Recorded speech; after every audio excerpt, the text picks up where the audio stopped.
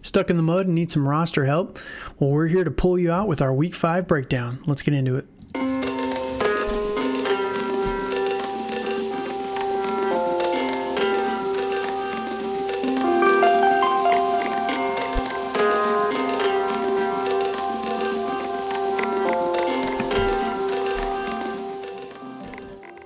Hey guys, welcome back to another episode of Dynasty After Dark. We're your hosts, Calvin Timms and Dale Terry. And we're back with part 2 of our Week 5 breakdown. Like I said at the top, if you're stuck in the mud, we're here to help you guys out with some of our start-sit decisions this week. Hopefully you guys are doing well in all your leagues, but if not, we're here to help and give our opinions on starts and sits. And so far, doing this has worked out well for me. I've been killing it in my leagues, not to humble brag too much, but you know, it's been pretty good. I don't normally start well. I normally start like the Bengals, 1-3 in every league. But this year I've got a team where I'm 8-0, Dale. I'm 8-0. That's very shocking. I mean, I do too. I mean, I'm normally the opposite. I usually start out pretty hot, and because like I'm not in a lot of dynasty leagues. I'm in a few more redrafts. You know. Mm-hmm. It's for in the season, so I normally draft pretty well, and Yeah. I do pretty well on that end. So you know, I'm doing well in everyone. In this one home league, like I think I've outscored everybody by like 170 points. Dude, So my it's max points are ridiculous. terrible in almost all my leagues, Mine but mine are fantastic. my efficiency this year has been insane. Like I'm starting Right. like 95% of my best roster every week. It's crazy how close it's been. So yeah, I can't complain. So that's what we're here to help you Nope. guys do, you know? So that said, before we get into the podcast, you can find the podcast on Twitter at FF After Dark. You can find us on Twitter at TDC_Calvin, at Dynasty_Dale. Podcast is also available. We have a Facebook page. We have YouTube, Google, Apple, Rumble, Spotify, anywhere the podcasts are found. Make sure you go check us out there and hit us up with any feedback. You know, I've been pushing this a lot in yesterday's video, but I'm going to do it again here today. We are looking for feedback from you guys. We're a Dynasty primary focused podcast that we're doing in-season content. And, you know, it's not, we're trying to grow here a little bit, and the views have been dropping a little bit, and, you know, kind of behind the curtain here. But we're trying to give you guys content that you like. So if it's stuff that you don't really like or don't really care for that much, if it's not that interesting to you, that's totally fine. We're not hating on that. We just want to know what you guys are interested in. So if you can, hit us up on Twitter, hit us up on the comments down below. Just give us some feedback, and we're happy to hear from you guys and kind of give you some more content. And speaking of more content, Saturday I'm actually going to be dropping a new gambling podcast, sports betting podcast. It's not DFS. It's going to be sports betting related, and we're going to be going through some college football betting lines and some NFL betting lines as well. So make sure you guys tune in on Saturday if that's something that interests you.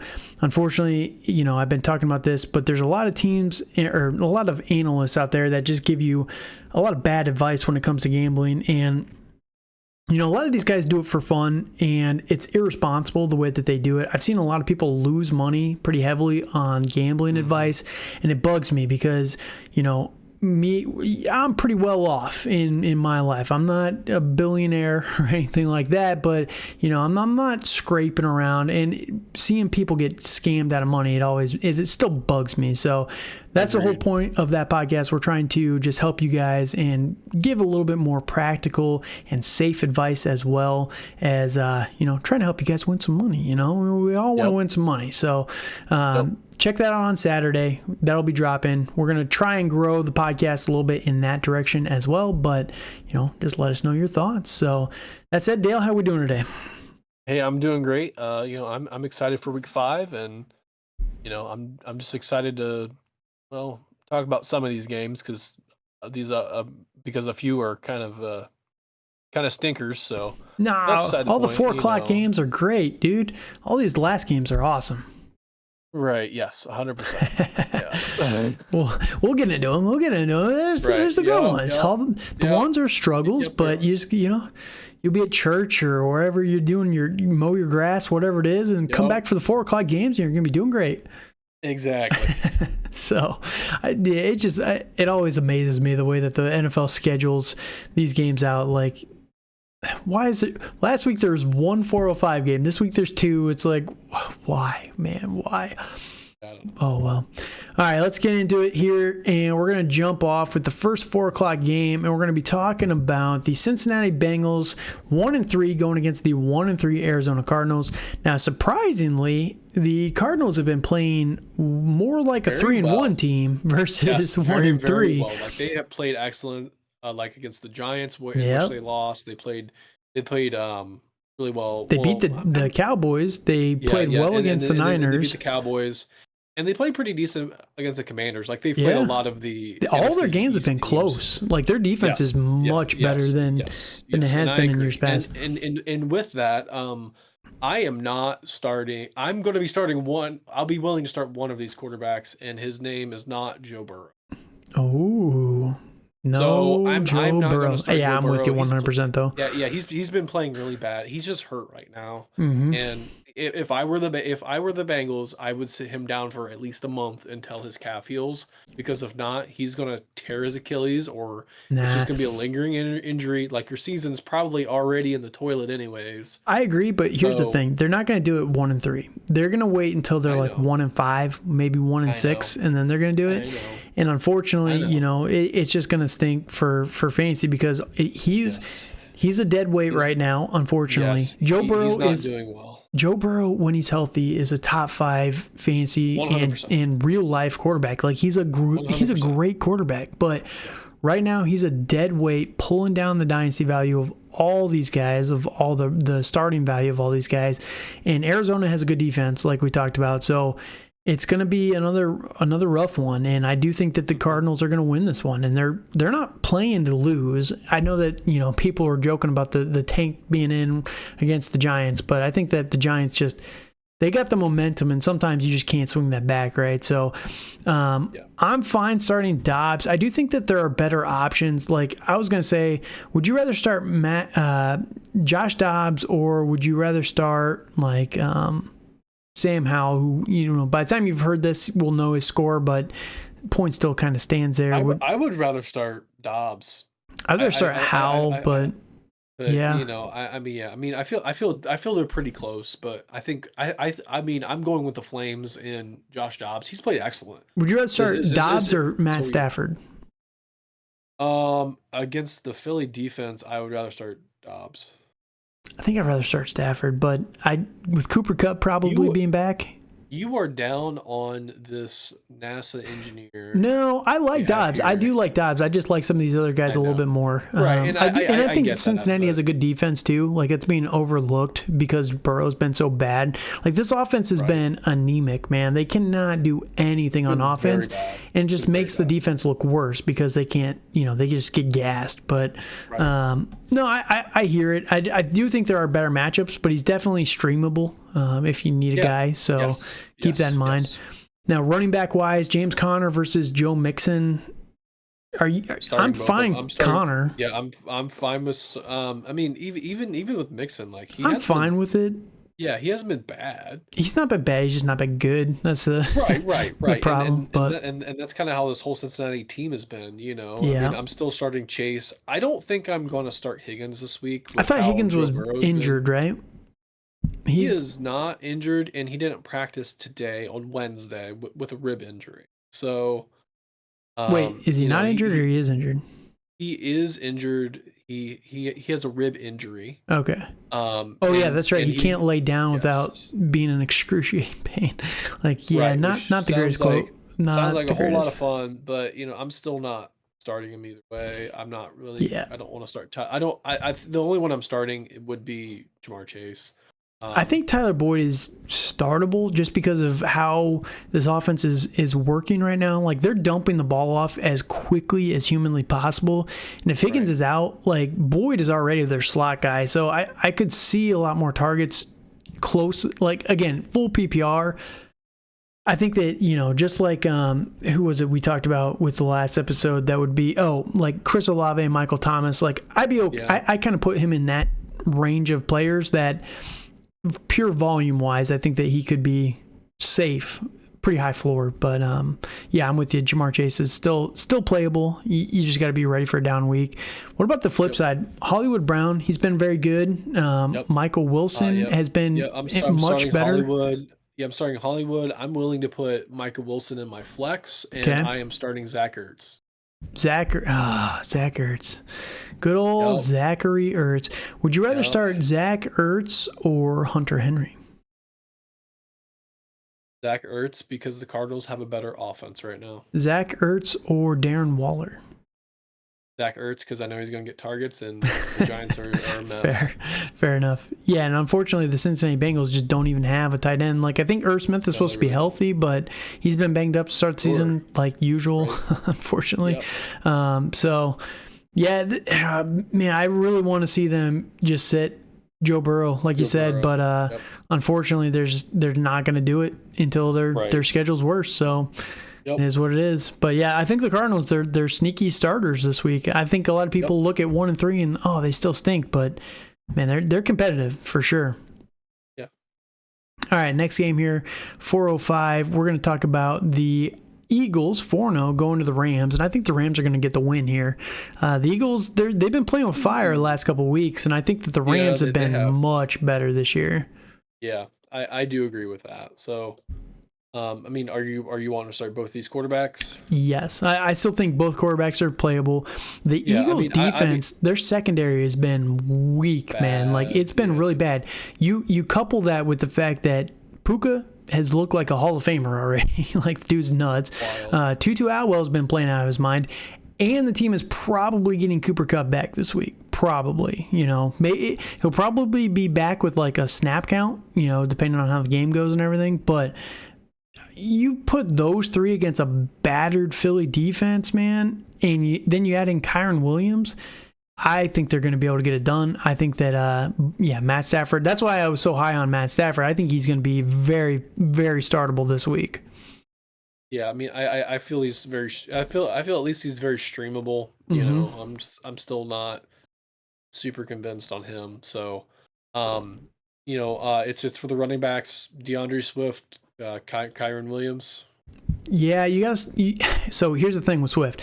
You got to start him, but I think this is going to be until the wheels fall off. Yeah, I think this is going to be the one where he's going to have a down week, and if you have a better pivot option, I would go with it, but the dude's been balling out, and when you got Jalen Hurts, a rushing quarterback, it helps these guys get open and get, it pulls those linebackers off them a little bit. So, DeAndre Swift is still definitely playable, but I would say that this is the one where I would have lower expectations on what he can do in this one. Right. But yeah. So, I have a quick dynasty discussion. Like, if you have Kyron Williams, are you trying to trade him?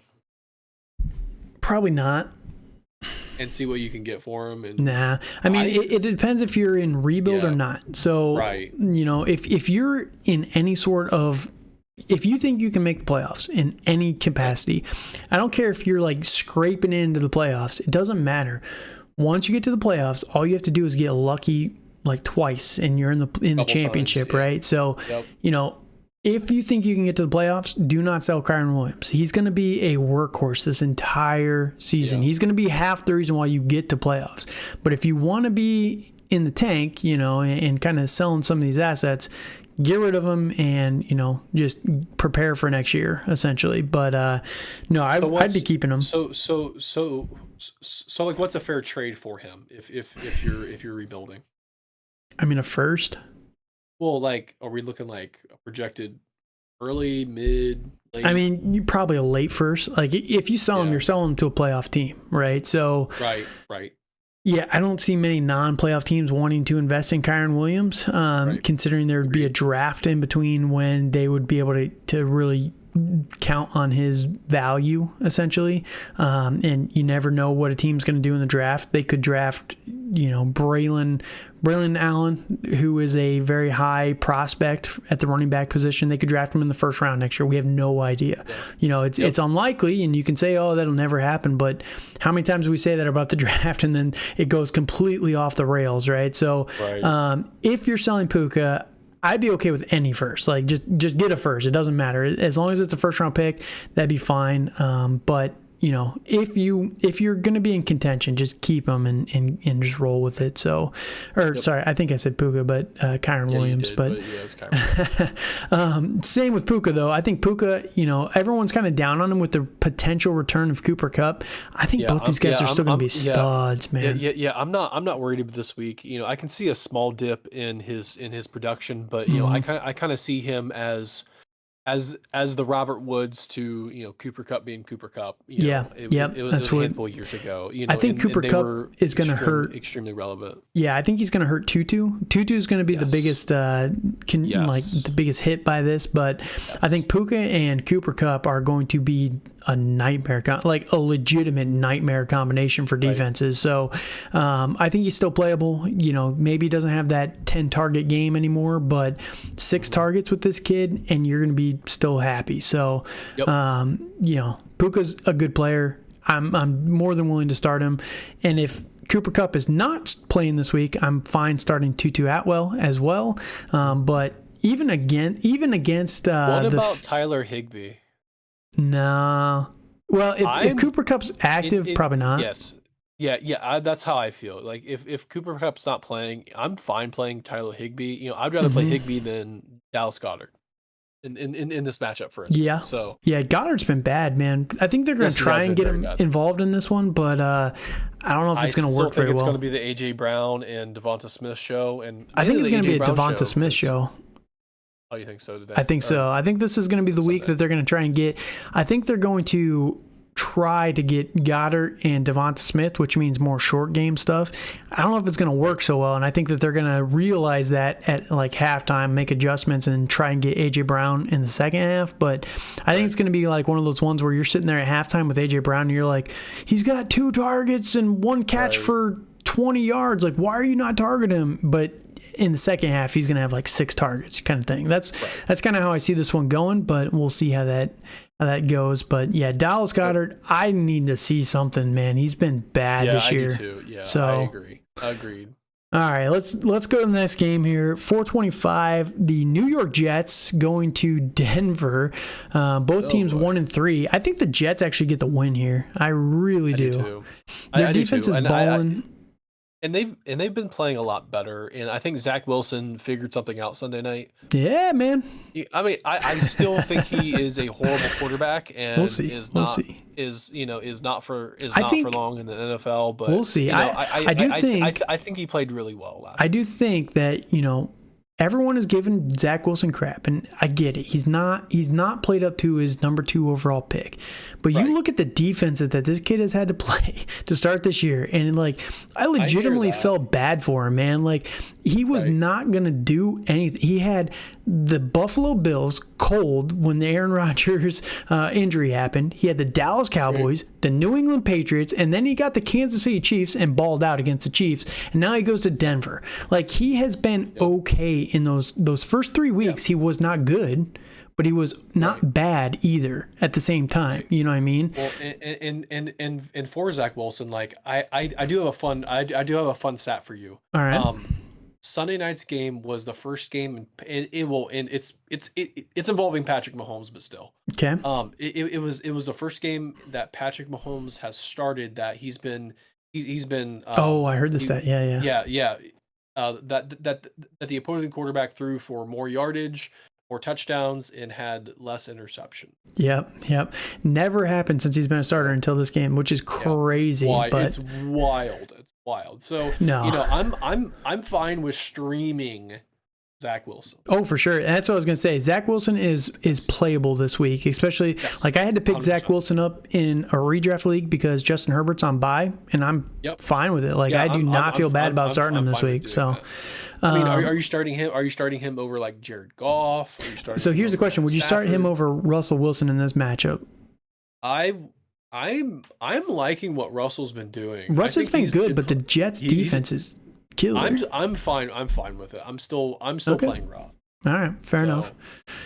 So yeah, I think both guys are flex worthy. I would have limited ceilings on both guys. They have the I would not be shocked if they're low end quarterback ones, and I would not be shocked if they were mid quarterback twos. So just keep that in mind. But yeah, Russ has been okay. He's been solid. Running back wise, supposedly Brees is off the snap count now, so they're going to open him up. I'll believe it when I see it. I'm still starting him this week though. Yeah, I'm starting Brees. Do not start Dalvin Cook. No, he's been bad. Of what is good in life, do not start Dalvin Cook. Yeah, especially if Brees is off the limitations and he starts off hot, oof, baby. Dalvin Cook's gonna have like 2 touches in this game. Yeah. So on the opposite side, I think Javonte is probably gonna sit. It's the hardest question. I don't know. I don't know with the quad injury. You know, I still don't like starting him. Fair. I'm not comfortable starting him, and I'm not really comfortable starting really anybody. I mean, the Jets, you can run on them pretty well. But still, you can run on the Jets pretty well, and I do think that Sean Payton, he's still been a good offensive mind, so he's going to notice these things. I think Javonte is ultimately going to sit. I'm with you there. Yep. If that's the case, P. Ryan is probably the one I'm willing to play of these two guys. And I get it, McLaughlin is someone that kind of popped off last week, but P. Ryan's the guy that they paid, and they paid him a decent amount of money. So I think P. Ryan, and he's been involved too. I think P. Ryan is the one I would play if Javonte sits, and that's kind of the extent of where I'd go there. Wide receiver wise, I think Garrett Wilson's playable in this matchup. Yep. Is there any? So here's the other name that I talked about this yesterday a little bit, but I've been tracking all my leagues this offseason, and who's been a low end tight end 1 or like a high end tight end 2 all season, man. He's been getting crazy volume. So and he has because of Zach Wilson. Yeah, because Zach Wilson loved him last year. Yep. And he likes the tight ends. He does. He really does. He does. I agree with that. So I think Tyler Conklin Garrett Wilson and Tyler Conklin are the 2 guys that I'd be willing to start. Are the 2 only? Yep. On the other side, are we starting Judy, Sutton, Mims? I think you have to, but yeah, I'm comfortable starting Judy and Who Sutton. do you think Sauce is going to be on? Is he going to be on Sutton or Judy? I think he's probably going to be on Judy. I think he's going to be on Sutton. I think so. I don't know. That's the problem. Right. That's what scares me, because whoever gets Sauce is going to have no game whatsoever. I think whoever doesn't have Sauce is going to have a decent game, but Mims is flex worthy just because he's going to have the potential pop off, but at the same time he's he could have no points at all. So just keep that in mind with Marvin Mims. He's just super volatile right now. But yeah, Judy, you just got to make a gut feel whether you think Sauce Gardner is going to be on Judy or he's going to be on Courtland Sutton. I have a feeling he's going to be on Sutton just because Sutton's been getting more targets in key situations, and Sutton is not really the ankle breaker that Judy is, that I think Sauce would be able to hang on him a lot easier. So, 1 + 1 = 2, right? So I think that it's going to be Sauce on Sutton, but I would not be shocked. So just my 2 cents there. So anybody else you're looking at in this game or no? I'm not even getting close to Troutman or Brandon Johnson. Or I would rather do a lot of things other than that. So I'll be honest. So let's go on to the 425 game with the Kansas City Chiefs and the 1-3 Minnesota Vikings. So you mean the 1-4 Minnesota Vikings? Kansas City is going to destroy them, dude. Yeah, it's gonna be ugly. Yeah, they're going to Minnesota, so it's in a dome. Kansas City looked bad. Now, there's going to be no Taylor Swift at this game, as far as I'm aware. They're not going to be able to cash in on that one every single week. But oh my gosh, I'll have one little thought on this. It's been too much. It has been too much, man. I understand annoying. Taylor Swift is this pop superstar, and that's I don't fine. Even care. I'm fine with you showing her every now and again, but it feels like it's every third play they're showing her. And which I understand it from the NFL's perspective. Women are not their target audience. and women love Taylor Swift. So you have a unique, once-in-a-lifetime crossover that if you're able to pull in this massive audience that, what did they say that the last Sunday night football game had the highest views of almost more than the Super Bowl, I think it was. It's which is nuts. Yeah, which is crazy for a terrible Jets team, right, taking on the Kansas City Chiefs. So they're trying to maximize viewership, and I get that. Go for it, NFL, but it is obnoxious. It is 100% obnoxious. And I also, we'll talk about this quickly here, but I do think last week had a negative effect on Travis Kelce. I talked about this when it first happened, and last week we saw a little bit of it, but Travis Kelce, there's all the reports that he stayed the night instead of with the team at the team hotel. He stayed with Taylor Swift the night before, didn't show up to the stadium until 4:00 that day.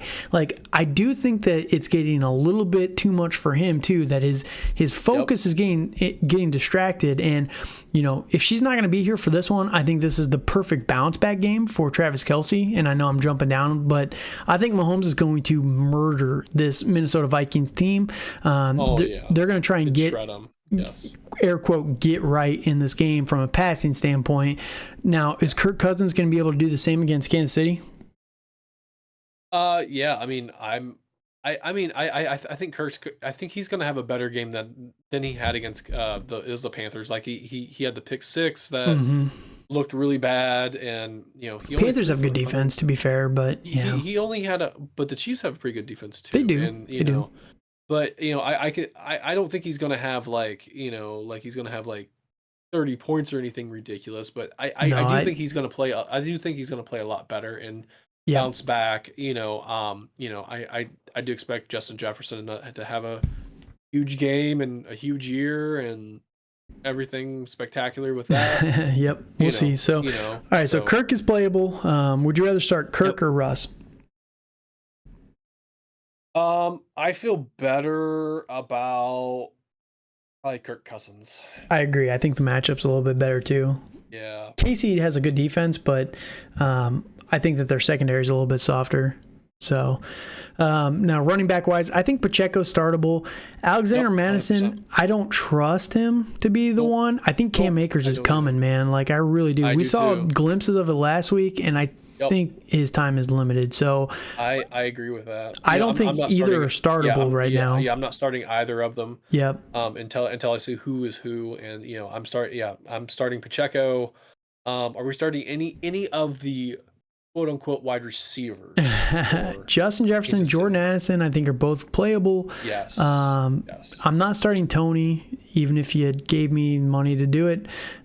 Sky Moore, I'm intrigued by, and Rashee Rice, I'm intrigued by, but I do think it's going to be a big Travis Kelce game, and Hawkinson obviously is startable in this one. So, Travis Kelce is my number one here. And I think that if you had to flex Sky Moore or Rashee Rice, that's what I would do. But yeah, I would feel better about Sky Moore than Rashee Rice. I agree. I do think as the season goes on, they'll try and get Rashee Rice a little bit more involved, especially with Tony not being able to stay on the field for anything. So I think that Rashee Rice, his time is coming. And every time he's played, dude, he does look good on the field. But he's played well. Yeah. So I just think it's the whole rookie thing. He's got to adjust a little bit more to the NFL. And when he does, he'll be good to go. So whether or not that's this game, I don't know. But yeah, should be good for Patrick Mahomes, Kelce, and then one of these guys is going to pop off. I just don't really know who. So agreed. All right, next game here, the Niners versus the Cowboys. 3-1 Dallas Cowboys go to San Francisco to play the Niners, who are 4-0, one of the last two 4-0 teams. And they're going to be 5-0 because Dallas is lucky to be 3-1. Yeah, that's fair. That's fair. Dak's played pretty mediocre, I would say. I feel that's fair. I was going to say hot garbage, but he's played better than hot garbage. He's not terrible, but he's not been great. He's not been great. He's getting outplayed by Purdy, in this exact same matchup. So I'm starting Purdy. I don't feel comfortable about Dak. I'm still probably going to start him, but I don't. He's like a mid QB2. it's kind of funny. Like, we were just talking about Kirk Cousins, but Dak Prescott is like Kirk Cousins 2.0. You know what I mean? Like, he has all the talent in the world that he can feed these guys in a good system, but like, I don't think he's good enough to carry these guys to a win on his own. And that's exactly what Kirk Cousins is. And I think that's exactly what Dak Prescott is. And I think that things around Dak right now are not working the best. And I think that's kind of the problem. And when that's the case, if it's a tough matchup, I think Dak is just limited to a quarterback 2, high-end quarterback 2, but quarterback 2 nonetheless. Right. Yeah, no, I agree. And Brock Purdy. So is Brock Purdy startable in this matchup against Dallas? I think yes. But Dallas's defense is good. They are good, and I think they really stepped up with Diggs's injury, but but the Niners are a whole different animal compared to it's the McCorkle-led Patriots. Yep. Yep. So running back wise, I mean, Pollard, McCaffrey. Is there anybody else you're looking at here? Nope. None. Okay. Receiver wise, you've got CeeDee Lamb, startable for sure. Brandon Ayuk, startable. Debo, startable. I think he's fine. Yep, I'm starting Debo. Last week was such an obvious decoy game for Debo. Like, I know he didn't get many targets and everything, but he was fresh off an injury. Like, there was rumors that he wasn't even going to play in the game, and then he ends up playing the whole thing. It's like, okay, are we surprised? They handled business. So with Christian McCaffrey did everything that you needed him to do in that game. Like, why destroy Debo? When you don't have to. So. Are you willing to start Michael Gallup or Brandon Cooks? Of the two, it would be Michael Gallup. Are you willing to start him, though? Consistent.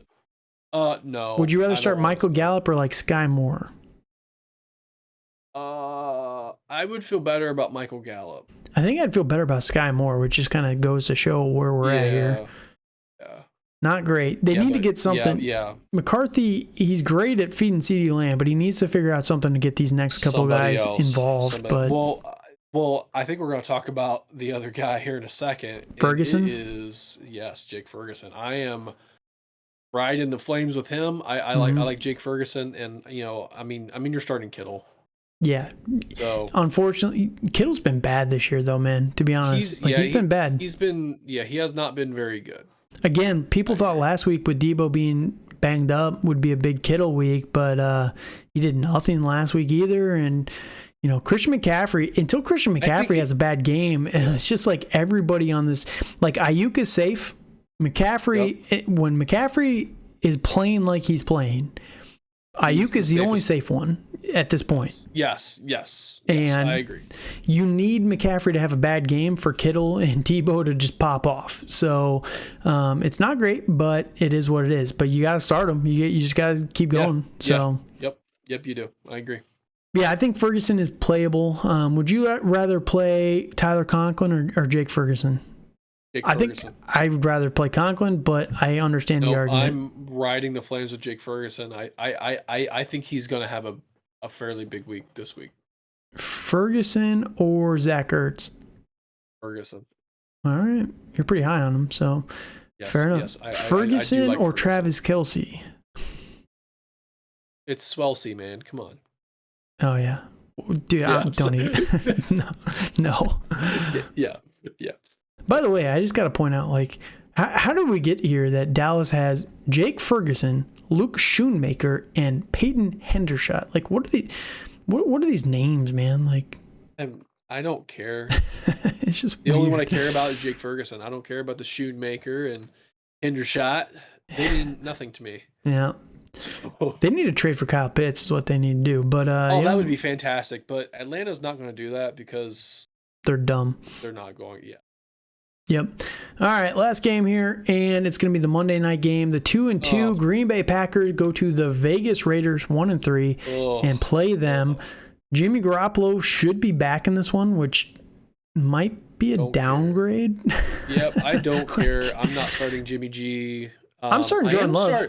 Yes, I was about to say, I am starting Jordan Love. Jordan Love, so for fantasy, he's been fine. Yes, for real football, he's made a lot of boneheaded mistakes. Yeah, but 100%, yes. You know the weird thing, and I put this out on Twitter last week, Jordan Love, it's like he is a second half player because the first half he's always super rough, and then in the second half he just figures it out. It's like he's taking time to process through the first half. I don't know if it's like adjustments in the locker room or what, but he just plays so much better in the second half. So I do think that the Raiders defense sucks, but the one thing that worries me a little bit in this one is that the Green Bay Packers offensive line is really rough, and you got those pass rushers on the Vegas front, Max Crosby, and I forget the other guy's name, but they just let go Chandler Jones this week. He hasn't been playing. He's been out with mental health issues, but they took the first round pick. I forget his name though. Tyrese Jackson. That's it. So they have a pretty good defensive front against a bad offensive line. That does scare me a little bit, but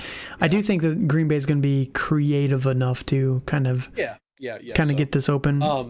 I mean, I'm definitely starting Jordan Love. He's been fantastic. Are we starting Aaron Jones? Yes, I think he's back from injury this week, and he's going to be much better. Like, everyone kind of wondered if he was rushing back too much last week. So, a week back into the system, I think he's going to be fine. And again, when you got to get the ball out quick because Max Crosby's coming around the corner, I think Aaron Jones is going to be a very good play for this week. And I think Josh Jacobs on the other side is also a very good play for fantasy this week.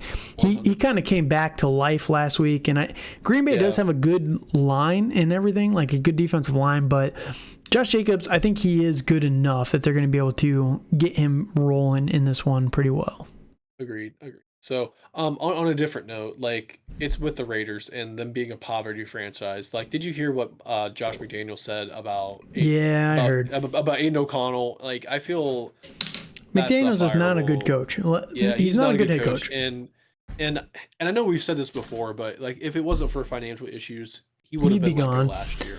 Yes. He's not cut out. Like, he's not an inspiring individual. He's not a good leader. Nope. In New England, it didn't matter because you had Tom, and Tom drug people along regardless. So, but it is what it is. So, Devontae Adams, I think he's still playable. I think Jacoby Myers is playable in this one. Agreed.